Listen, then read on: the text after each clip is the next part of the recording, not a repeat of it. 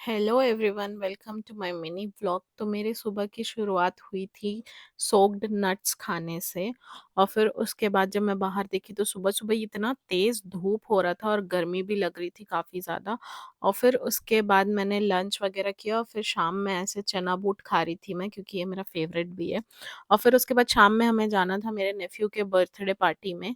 तो हम लोग थोड़ा सनसेट होने से पहले ही चले गए थे, क्योंकि हमारा जो घर बन रहा है उसे देखना था, काफ़ी टाइम हो गया था वहाँ नहीं गए थे। तो जो फैज़ल है मेरा नेफ्यू, वो हमें ये जंगल से बेर तोड़-तोड़ के दे रहा था। और फिर उसके बाद चूल्हे में खाना बन रहा था। ज यूजुअली नहीं बनता है, बट जभी भी कुछ सारे लोग इकट्ठा होते हैं तो चूल्हे में खाना बनता है, क्योंकि हम सब वहीं बैठ के बातें करते रहते हैं, बड़ा मज़ा आता है। और फिर उसके बाद हम लोग इतने सारे लोग हो जाते हैं घर में कि हम भूल ही गए थे कि उसका केक कटिंग करवाना है। तो समव्हेयर अराउंड रात में 9:30 पौने 10 के आस-पास केक कटिंग हो रहा था। एज़ यू कैन सी, ये तो अभी आधे ही लोग हैं, आधे लोग बाहर बैठे थे, सब धीरे-धीरे अंदर आ रहे थे केक कटिंग करवाने के लिए।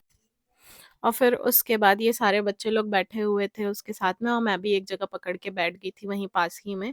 और फिर फाइनली उसकी केक कटिंग हो गई, जिसमें हमें भी बड़ा मज़ा आया। वो देखो अनम कैसे डर रही है ये कैंडल देख के।